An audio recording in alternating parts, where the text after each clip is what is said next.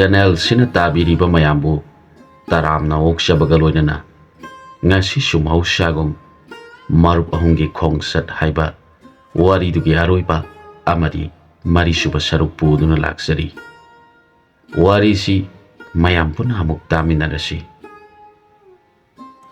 layadu mareng banda haigatuna konjengna porakpadu thoina luman bidi asum sana konjengna hairakhi napu mafam kadaida lege khalibano kadai yauna puko hairibano nang na pamba matang hayudana layadudi miron thoklamle mahangna sumna hairakhi aiha nan bungairam leibani aidi nupi taret thiduna nungaina leiribani adubu ngasidi aibu makoina phandrabadi nanga thengnararoi khanduna makoina aibu phalaga nangbu ngaiduna leiribani hairakhi laige wadu targa konjengna kari maram laiduna nangna aibu ngairibano hairakhi layaduna maram adu taki munataw nangna sum satkibada laibaga sige ningthore nama leiramgani magi konung adu yamna ningthijabani magi machanupi ras kaina ama leibani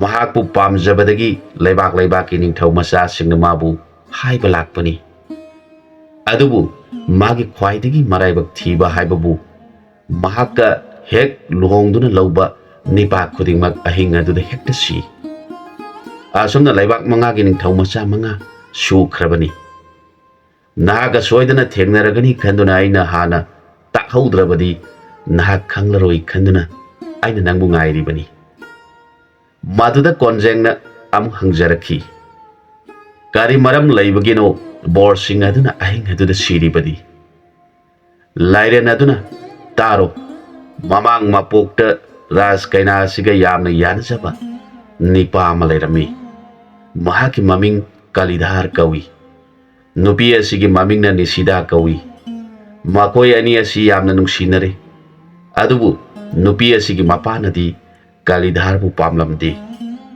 makoi ani di karigumba ahan singna yadrabadi sirabasu siminarasi haiduna wasaknare adubu laige nongdamna mapai bungona mahakpu atopani pa amada thajare maduda makoi ani du siminarasi khanaraduna nongma huligli ama paiduna makoi ani du thakduna siminarasi langle maduda kalidhana hana thakle aduga nupi aduda mapusu thau haiduna ligli adu pire nupi aduna ngaihak thaktana leptuna leire maduda nipa si hugi saina adu phangladuna masadu orakle aduga tawpham khangdana freng songle madu bada nupi asi hu adu thakpa kiraduna leire nipa adudi hugi saina na mahak mafam khangdana tutharakhi mahak sire madu bada nupi adu kiraduna huligli adu nipa adugi manakta thadaramlaga mayumda halakle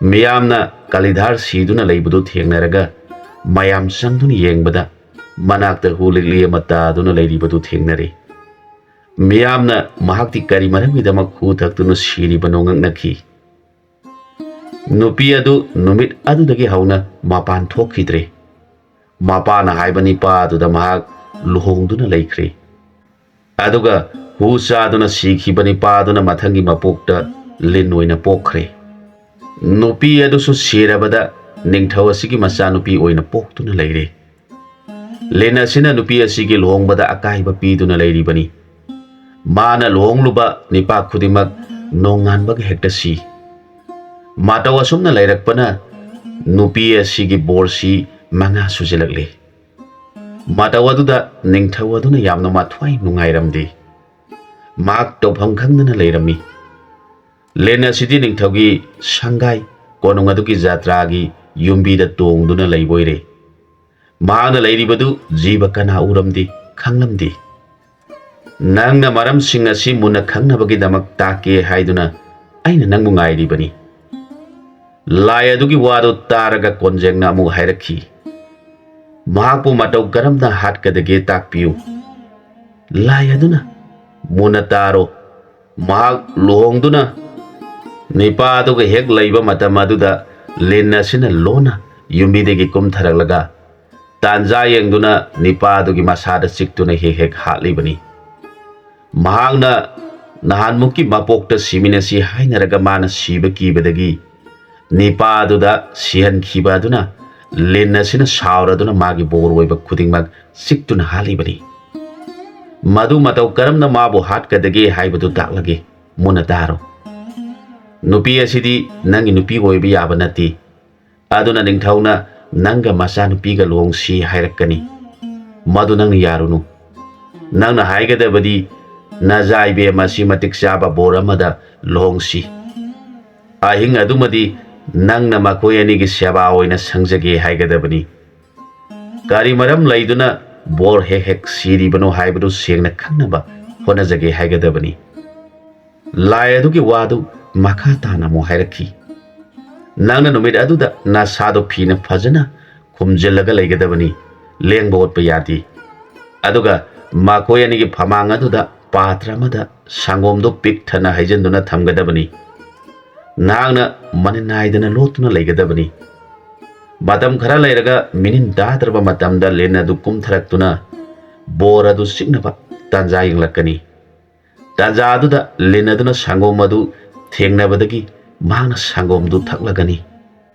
मतम अदुदा नहांगना लेनादुबु मंगकक्तुना हाटकदबनी हालाबा मतुंगदा महाकपु मतु तरेट थोकना कक्लगा ममई मकोक ओनना लांखोंग सुरीदा फुमजिलो अदु ओइरबदी लेनादु अमुक हाना हिंगलरोय लाय अदुना अमता सिथदना मागी मफमदा worry लीरबदा हौजिक्ति आइबु थादोकलो आइना थोकपा चटख्रगे आइना हाइरिबा खुदिमक नहाना सोइदना सेक्शना तौगदबनी हाइरई assume तौदुना लंगफै चटपा कोनजेंग हाइरिबनी Pasi assume लाकपना निंगथौगी कोनुंग यौरकले माबो उबदा निंगथौ मनाई सिंगना हंगजरकी इबुंगो करी देशदगिनो करी मिंग कौबिबगे हौजना मफम कदाइदा चटपीगदौरिबनो वादा तारगा कोनजेंगना खुमलक्की इयाम्बसिंग आइहाक लम कोइजरकपनी असुम असुम खुंगंग कया लान थोक्तुना लाक्सबदा मफम मसिदा थुंगजरिबासिनी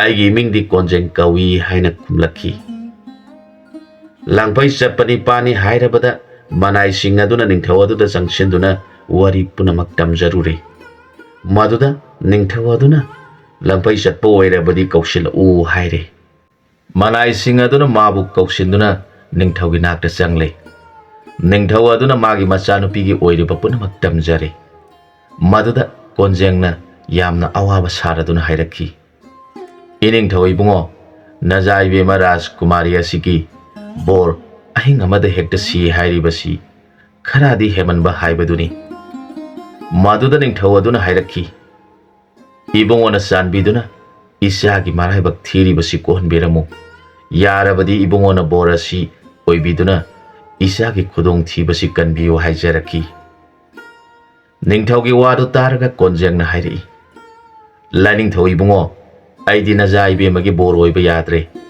अदुना इनिंगथौना अपाम्बा बोर अमा खनबीदुना माकोई अनि लोंगबा नुमित अदुदा आइना माकोईगी कादा लोतुना लेजरगे तौरिबा मौंग अदु कनाना करिगिदमक तौरिबनो हाइबदु ननायैना संगदुना लेरबदी सोइदना खंगलगनी अदुबु इनिंगथौना लोंगलिबी बोर कैना अनिगे कादा लोतुना लई हाइबसिदा चिंगनबिरोय हाइरबदी आइना सोइदना फंजबदी ngमगनी हाइरखी मागे वादो तारका निंगथौना खल्ली माना हाइरिबसी अकाइबा थोइना लेती बोर सिरिबसी माना करमना सिरिबनो हाइना येंगदौरिबनी सुमी खंदुना निंगथौ अदु यारे अदुबु बोर ओइबिनबदी लेत्रे निपा मत मागे बोर ओइबिगे हाइबा याद्रे ममई धंगदा थाबक सुनिंगदबा कतन अमा लाक्तुना महाक बोर ओइरगे हाइना यानारे महाकना खल्ली अइना करिगुंबा सीद्रबदी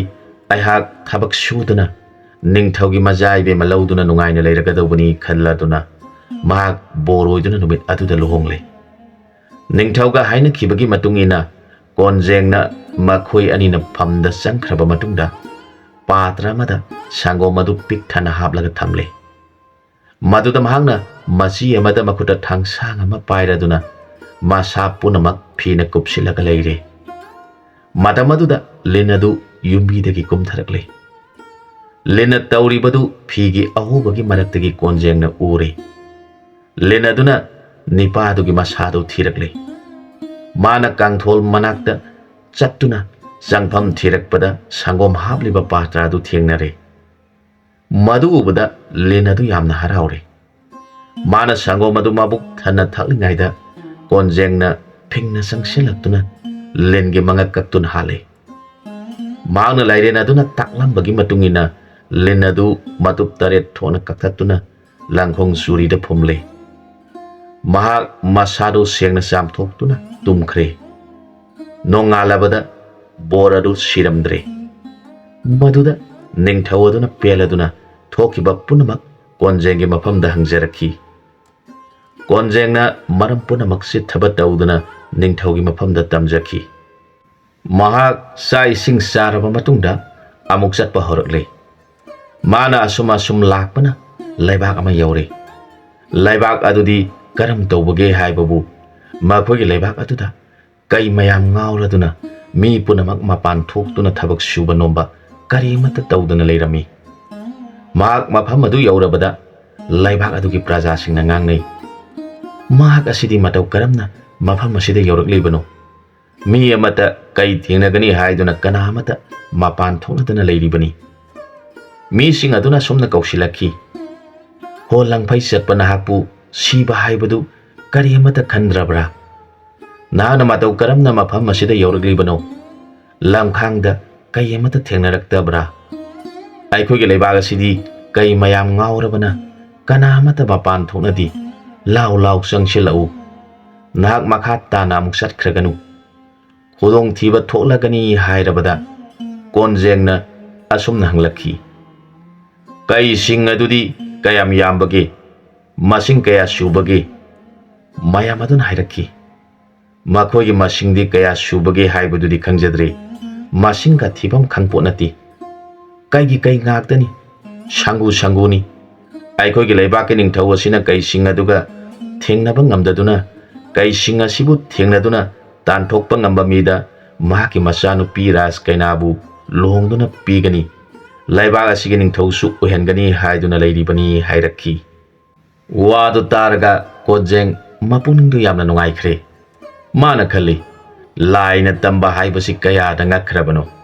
Aina sak safam leitaduna leiringaida sak safam di phangle. Asumna khaladuna mahakna hairakhi. Nakhoi khara chalaga ningthauda tamloro.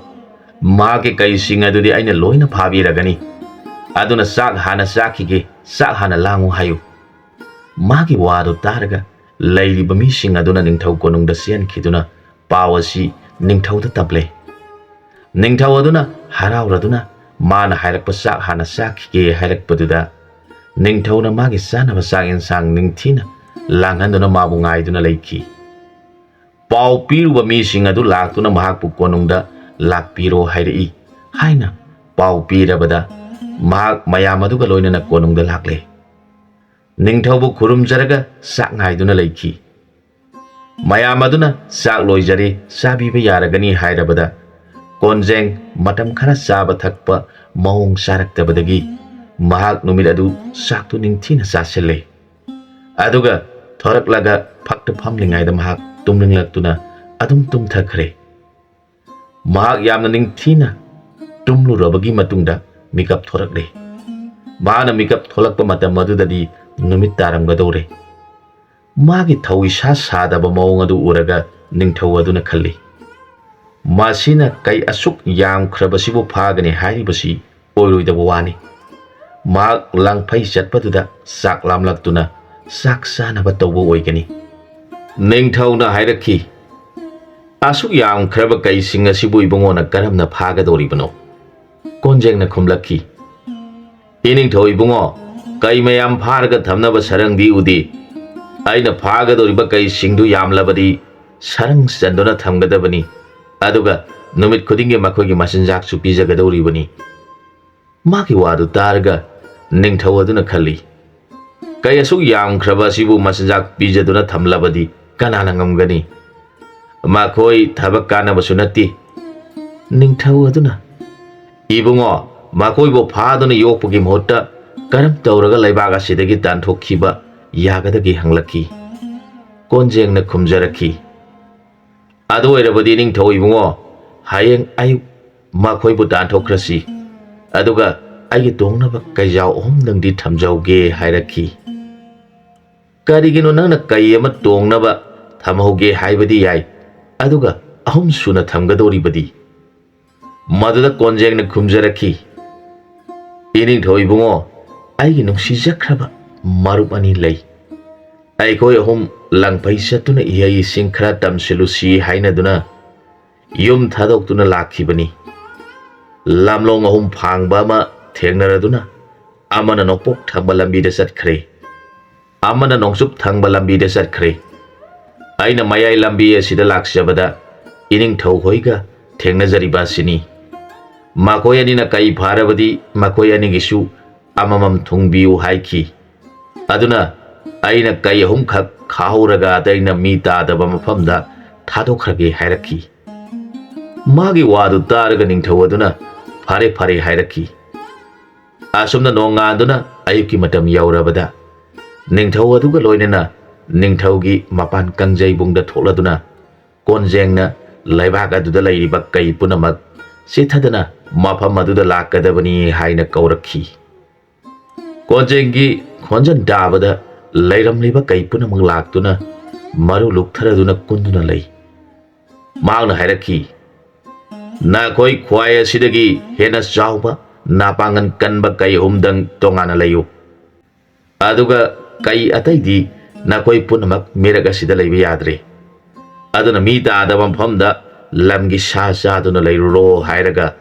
amamam kausillaga magi kopak aduna machubada amuk amuk thaki makoi punamak kiraduna thuna umang tana senaki madubada ningthau aduna laglibani pasi minati lai oiramgani aigi laibaki awabasi laina ubiraduna mi oina sayon tawduna lakpiribani asuk sathi khraba kai sing asibu mana paiduna khupangna mamaida thajanduna loina selhankhre aduga chauraba kaijau humbu makoina tongnabani haiduna makoi humbu phaduna thamli pumnamaksi uraga ningthau aduna machanupibu konjeng kaubani pahasida luhongnaba thaurang tawkhre ningthauna hairaki ibungo nahangna ichanupi konjeng bibu luhongbiduna laubiraga nangna ichaga loinana ningthau oiduna palo adu oirabadi laibaki ningthau singna kai tongba ningthauni khanduna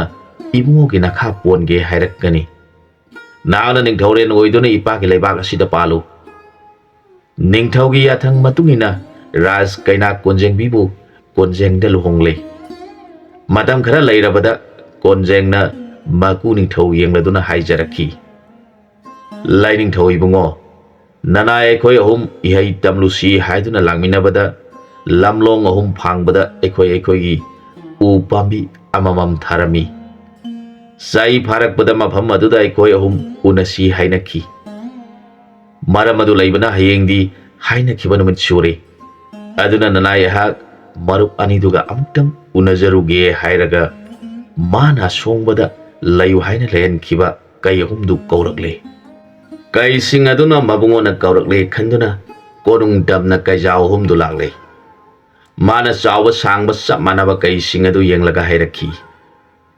karambano nakoi ahumge manungdagi aigi sadong oigadabudu sangsilau madu tabada kairena chauba labaduna changsilaktuna mabungogi nakta kunthakre maduda konjengna kayadubu sagolgi yachan laktuna mathakta tongkhatle madu ubada konungda lairiba mipung khudingmangna anakpa oinaki mahag haujik kai tongduna mana lakhiba lamlong ahum phangba du tamna lagle matamaduda magi marup ani adusu sagol tongduna thunglare makoi hom thokhiba punamaki wari sanaduna makoina purakpa seng yansang manamasing sing adu thongduna saminare madugi tungda matau ani adu yenglaga hairaki itaw anina nahan mamang thakta aina kai tongduna lakpuda nakoi anina laihaudrabra ꯑꯩꯈꯣꯏ ꯑꯅꯤꯒꯤꯁꯨ ꯑꯃꯃꯝꯇ ꯄꯤꯌꯨ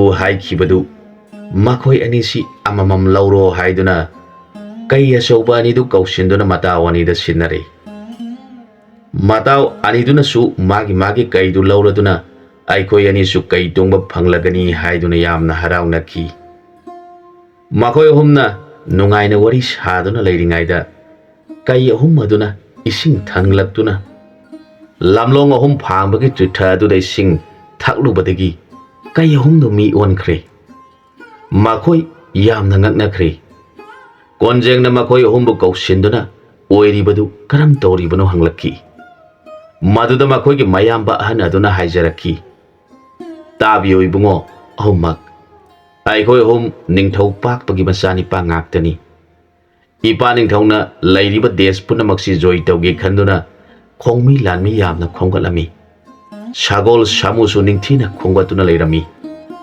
ꯁꯒꯣꯜꯗꯤ ꯃꯁꯤꯡ ꯅꯤꯡꯊꯤꯅ ꯌꯥꯝꯈ꯭ꯔꯦ꯫ ꯑꯩꯈꯣꯏ ꯏꯆꯤꯟ ꯏꯅꯥꯎ ꯑꯍꯨꯝꯕꯨ ꯁꯒꯣꯜ ꯁꯦꯟꯕꯒꯤ ꯊꯕꯛ ꯇꯧꯍꯜꯂꯤ꯫ ꯑꯩꯈꯣꯏ ꯑꯍꯨꯝꯅ ꯌꯥꯝꯂꯕ ꯁꯒꯣꯜꯁꯤꯡꯗꯨ ꯅꯨꯃꯤꯠ ꯈꯨꯗꯤꯡꯒꯤ ꯑꯁꯨꯝ ꯁꯦꯜꯂꯛꯄꯗ ꯅꯣꯡꯃꯗꯤ ꯃꯨꯅꯤ ꯕꯤꯒꯔꯥꯖꯒꯤ ꯍꯩꯀꯣꯜ ꯂꯩꯀꯣꯜꯗ ꯆꯪꯗꯨꯅ ꯆꯥꯔꯨꯔꯦ꯫ ꯃꯗꯨꯗ ꯃꯨꯅꯤ ꯑꯗꯨꯅ ꯁꯥꯎꯔꯗꯨꯅ ꯑꯩꯈꯣꯏ ꯑꯍꯨꯝꯒ ꯂꯣꯏꯅꯅ ꯌꯥꯝꯂꯕ ꯁꯒꯣꯜꯁꯤꯡ ꯑꯗꯨꯕꯨ ꯀꯩ ꯑꯣꯜꯂꯣ ꯍꯥꯏꯅ ꯁꯥꯞ ꯇꯧꯔꯛꯈꯤ꯫ ꯃꯨꯅꯤꯒꯤ ꯋꯥꯗꯨ ꯇꯥꯔꯒ ꯑꯩꯈꯣꯏ ꯑꯍꯨꯝꯅ ꯃꯨꯅꯤꯒꯤ ꯆꯔꯟꯗ ꯆꯪꯖꯔꯗꯨꯅ ꯅꯅꯥ ꯑꯩꯈꯣꯏꯕꯨ ꯀꯩ ꯑꯣꯏꯗꯨꯅ ꯁꯨꯝ ꯂꯩꯕ ꯇꯥꯔꯕꯗꯤ ꯁꯪꯁꯥꯔ ꯑꯁꯤ ꯑꯣꯟꯅ ꯇꯩꯅꯕ ꯇꯥꯗꯨꯅ ꯃꯥꯡꯕ ꯇꯥꯔꯦ꯫ ꯑꯗꯨꯅ ꯃꯨꯅꯤꯗꯦꯕꯅ ꯑꯩꯈꯣꯏꯕꯨ ꯀꯩꯗꯒꯤ ꯀꯣꯛꯆꯅꯕ ꯂꯝꯕꯤ ꯑꯃꯇꯪ ꯄꯤꯅꯕꯤꯌꯨ ꯍꯥꯏꯅ ꯍꯟꯅ ꯀꯞꯆꯔꯗꯨꯅ ꯍꯥꯏꯖꯔꯕꯗ ꯃꯨꯅꯤꯗꯦꯕ ꯑꯗꯨ ꯁꯥꯎꯕ ꯈꯔ ꯐꯔꯛꯇꯨꯅ ꯑꯁꯨꯝꯅ ꯇꯥꯛꯄꯤꯔꯛꯈꯤ, ꯅꯈꯣꯏ ꯄꯨꯝꯅꯃꯛ ꯃꯇꯝ ꯈꯔꯒꯤ ꯃꯇꯨꯡꯗ ꯀꯣꯟꯖꯦꯡ ꯀꯧꯕ ꯅꯤꯄꯥ ꯑꯃꯒ ꯀꯣꯛꯐꯥꯏ ꯀꯧꯕ ꯅꯤꯄꯥ ꯑꯃꯅꯦ,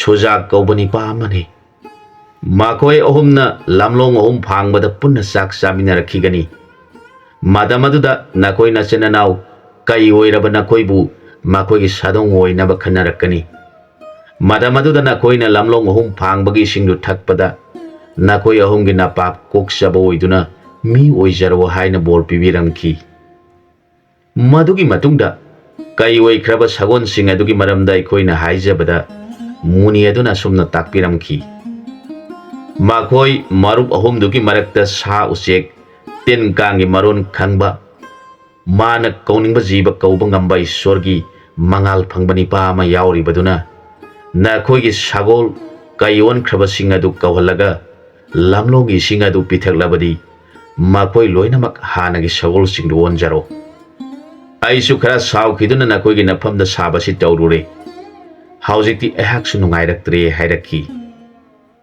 ꯃꯔꯝ ꯑꯁꯤꯗꯒꯤ ꯄꯥꯎ ꯑꯁꯤ ꯏꯄꯥ ꯅꯤꯡꯊꯧꯅ ꯇꯥꯔꯕꯗ ꯃꯍꯥꯛ ꯅꯨꯡꯉꯥꯏꯈꯤꯗꯕꯗꯒꯤ ꯁꯤꯈ꯭ꯔꯦ꯫ ꯑꯩꯈꯣꯏꯅ ꯏꯕꯨꯡꯉꯣꯁꯤꯡꯕꯨ ꯉꯥꯏꯖꯔꯛꯄ ꯃꯇꯝ ꯀꯨꯏꯔꯕꯅꯤ꯫ ꯑꯗꯨꯒ ꯑꯃꯅ ꯑꯩꯈꯣꯏꯅ ꯑꯣꯜꯂꯤꯕ ꯀꯩꯁꯤꯡ ꯑꯗꯨꯗꯤ ꯃꯤ ꯆꯥꯕꯒꯤ ꯋꯥꯈꯜ ꯂꯩꯔꯝꯗꯦ꯫ ꯁꯒꯣꯜꯁꯤꯡꯅ ꯑꯣꯜꯂꯤꯕ ꯀꯩꯁꯤꯡ ꯑꯁꯤꯁꯨ ꯑꯩꯈꯣꯏ ꯑꯍꯨꯝꯒꯤ ꯌꯥꯊꯪ ꯏꯟꯗꯨꯅ ꯆꯠꯂꯤ꯫ ꯃꯔꯝ ꯑꯁꯤ ꯂꯩꯕꯅ ꯌꯥꯝꯈ꯭ꯔꯕ ꯀꯩꯁꯤꯡ ꯑꯗꯨ ꯏꯕꯨꯡꯉꯣꯅ ꯅꯈꯣꯏ ꯃꯤꯔꯛꯇ ꯂꯩꯕ ꯌꯥꯗꯦ, ꯃꯤ ꯂꯩꯇꯕ ꯃꯐꯝꯗ ꯂꯩꯌꯨ ꯍꯥꯏꯈꯤꯕꯗꯨ ꯌꯥꯔꯤꯕꯅꯤ꯫ ꯃꯈꯣꯏꯁꯨ ꯏꯕꯨꯡꯉꯣ ꯑꯍꯨꯝꯕꯨ ꯋꯥꯅ ꯉꯥꯏꯖꯔꯤꯕꯅꯤ ꯍꯥꯏꯔꯒ ꯍꯦꯡꯅ ꯀꯞꯂꯛꯂꯦ꯫ ꯃꯌꯥꯝꯕ ꯑꯍꯟ ꯀꯣꯟꯖꯦꯡꯒꯤ ꯈꯣꯡꯅꯦꯠ ꯁꯥ ꯑꯣꯏꯒꯅꯤ ꯍꯥꯏꯔꯝꯕꯗꯨꯅ ꯍꯥꯏꯔꯛꯈꯤ, ꯑꯩꯗꯤ ꯏꯔꯥꯏꯕꯛ ꯐꯕꯅ ꯅꯣꯡꯃꯇ ꯑꯣꯏꯔꯕꯁꯨ ꯏꯕꯨꯡꯉꯣꯅ ꯏꯊꯛꯇ ꯇꯣꯡꯕꯤꯗꯨꯅ ꯏꯄꯥꯕꯁꯤ ꯀꯣꯛꯆꯔꯕꯅꯤ꯫ ꯑꯗꯨꯅ ꯃꯁꯤꯡ ꯌꯥꯝꯈ꯭ꯔꯕ ꯁꯒꯣꯜꯁꯤꯡ ꯑꯗꯨꯕꯨꯁꯨ ꯏꯕꯨꯡꯉꯣꯅ ꯀꯩꯁꯤꯡ ꯑꯗꯨꯕꯨ ꯀꯧꯔꯒ ꯁꯒꯣꯜ ꯑꯣꯜꯍꯟꯕꯤꯔꯝꯃꯨ꯫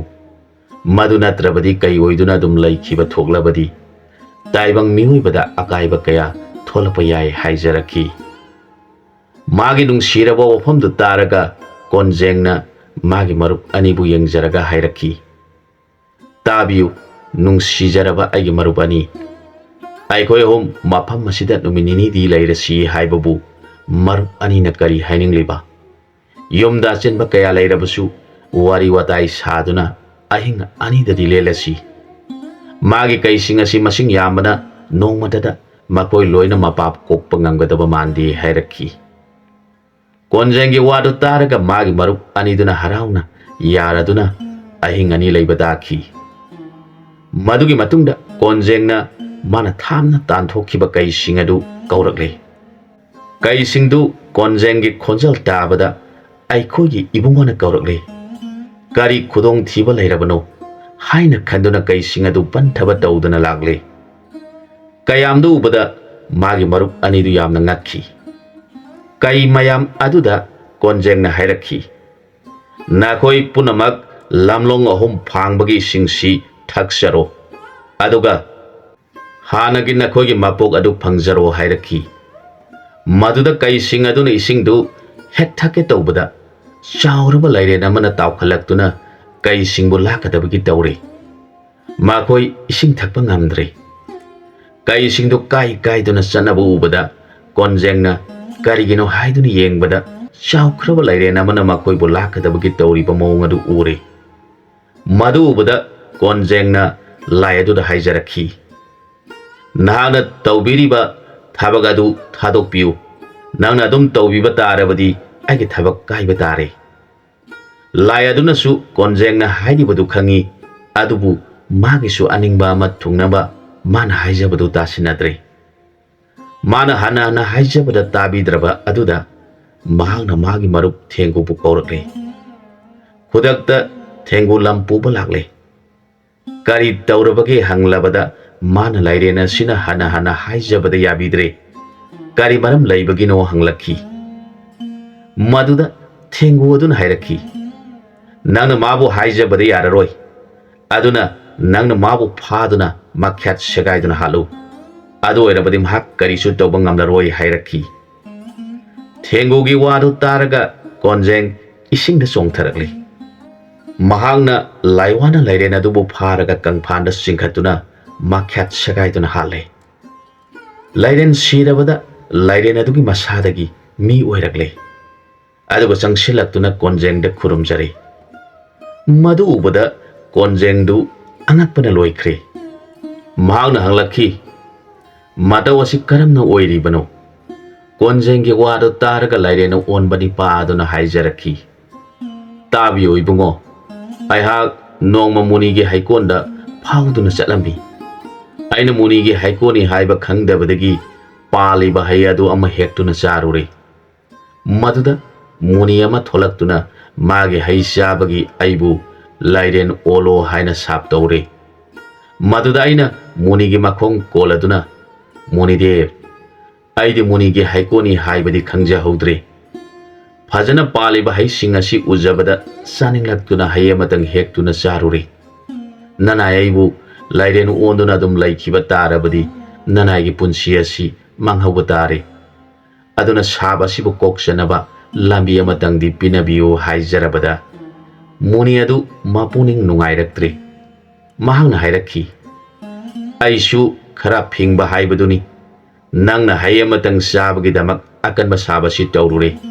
ꯑꯩꯁꯨ ꯅꯨꯡꯉꯥꯏꯔꯛꯇ꯭ꯔꯦ. ꯑꯗꯨꯅ ꯍꯌꯦꯡ ꯃꯇꯝ ꯑꯃꯗ ꯀꯣꯟꯖꯦꯡ ꯀꯧꯕ ꯅꯤꯄꯥ ꯑꯃꯅ ꯂꯝꯂꯣꯡ ꯑꯍꯨꯝ ꯐꯥꯡꯕ ꯃꯐꯝ ꯑꯁꯤꯗ ꯀꯩ ꯃꯌꯥꯝ ꯏꯁꯤꯡ ꯊꯛꯅꯕ ꯍꯥꯏꯔꯛꯀꯅꯤ. ꯃꯇꯝ ꯑꯗꯨꯗ ꯀꯩꯁꯤꯡ ꯑꯗꯨꯅ ꯏꯁꯤꯡ ꯊꯛꯀꯦ ꯇꯧꯔꯛꯄꯗ ꯅꯍꯥꯛꯅ ꯑꯣꯜꯂꯤꯕ ꯂꯩꯔꯦꯟ ꯑꯗꯨ ꯏꯁꯤꯡꯗ ꯇꯥꯎꯈꯠꯇꯨꯅ ꯀꯩꯁꯤꯡ ꯑꯗꯨ ꯏꯁꯤꯡ ꯊꯛꯍꯟꯒꯅꯨ.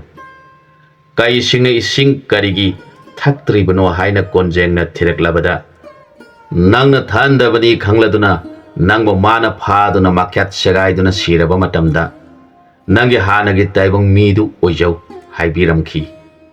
ꯑꯗꯨꯅ ꯑꯩꯅ ꯑꯣꯟꯕ ꯂꯩꯔꯦꯟ ꯑꯗꯨꯕꯨ ꯏꯕꯨꯡꯉꯣꯅ ꯍꯥꯠꯄꯤꯔꯕ ꯃꯇꯨꯡꯗ ꯑꯩꯍꯥꯛ ꯃꯨꯅꯤꯒꯤ ꯁꯥꯞꯇꯨ ꯀꯣꯛꯆꯔꯗꯨꯅ ꯑꯩꯒꯤ ꯍꯥꯟꯅꯒꯤ ꯃꯤꯗꯨ ꯑꯣꯏꯖꯔꯤꯕꯅꯤ ꯍꯥꯏꯖꯔꯛꯈꯤ꯫ ꯃꯥꯒꯤ ꯋꯥꯗꯨ ꯇꯥꯔꯒ ꯃꯈꯣꯏ ꯑꯍꯨꯝꯗꯨ ꯉꯛꯄꯅ ꯂꯣꯏꯈ꯭ꯔꯦ꯫ ꯂꯩꯔꯦꯟ ꯍꯥꯠꯂꯕ ꯃꯇꯨꯡꯗ ꯀꯩꯁꯤꯡ ꯑꯗꯨ ꯏꯁꯤꯡꯗꯨ ꯊꯛꯂꯦ꯫ ꯃꯈꯣꯏ ꯃꯊꯪ ꯁꯒꯣꯜ ꯑꯣꯟꯈ꯭ꯔꯦ꯫ ꯁꯒꯣꯜ ꯑꯣꯜꯂꯕ ꯁꯒꯣꯜꯁꯤꯡ ꯑꯗꯨꯅ ꯍꯔꯥꯎ ꯅꯨꯡꯉꯥꯏꯅ ꯈꯣꯡꯗꯨꯅ ꯁꯥꯟꯅꯔꯤ꯫ ꯃꯈꯣꯏꯒꯤ ꯌꯥꯝꯂꯕ ꯁꯒꯣꯜꯁꯤꯡ ꯑꯗꯨ ꯎꯔꯒ ꯃꯔꯨꯞ ꯑꯍꯨꯝꯗꯨ ꯉꯛꯅ ꯌꯦꯡꯗꯨꯅ ꯂꯩꯅꯈꯤ꯫ ꯅꯤꯡꯊꯧꯒꯤ ꯃꯆꯥꯅꯤꯄꯥ ꯑꯍꯨꯝ ꯑꯗꯨꯅ ꯀꯣꯟꯖꯦꯡꯕꯨ ꯈꯨꯔꯨꯝꯖꯔꯗꯨꯅ ꯍꯥꯏꯖꯔꯛꯈꯤ, "ꯍꯧꯖꯤꯛꯇꯤ ꯏꯄꯥ ꯅꯤꯡꯊꯧꯁꯨ ꯊꯣꯛꯂꯤꯕ ꯊꯧꯗꯣꯛ ꯑꯁꯤꯅ ꯃꯔꯝ ꯑꯣꯏꯗꯨꯅ ꯃꯊ꯭ꯋꯥꯏ ꯅꯨꯡꯉꯥꯏꯇꯅ ꯂꯩꯈꯤꯗ꯭ꯔꯦ꯫ ꯑꯗꯨꯅ ꯑꯩꯈꯣꯏꯅ ꯁꯒꯣꯜꯁꯤꯡ ꯑꯁꯤꯕꯨ ꯑꯃꯨꯛ ꯄꯨꯗꯨꯅ ꯆꯠꯅꯤꯡꯗ꯭ꯔꯦ. ꯏꯕꯨꯡꯉꯣꯗ ꯁꯒꯣꯜꯁꯤꯡ ꯑꯁꯤ ꯀꯠꯆꯔꯕꯅꯤ" ꯍꯥꯏꯖꯔꯛꯈꯤ꯫ ꯃꯈꯣꯏꯒꯤ ꯋꯥꯗꯨ ꯇꯥꯔꯒ ꯀꯣꯟꯖꯦꯡꯅ ꯍꯥꯏꯔꯛꯈꯤ, "ꯏꯕꯨꯡꯉꯣ, ꯅꯈꯣꯏ ꯑꯍꯨꯝꯒꯤ ꯁꯒꯣꯜꯅꯤ. ꯑꯩꯈꯣꯏ ꯀꯅꯥꯃꯠꯇ ꯂꯧꯔꯣꯏ. Nakoina pibige hairagana aina yum yoba phawba tongnaba amatang pibiramu. Adaya sidi nakoigi naponi puduna sasakhro hairaki.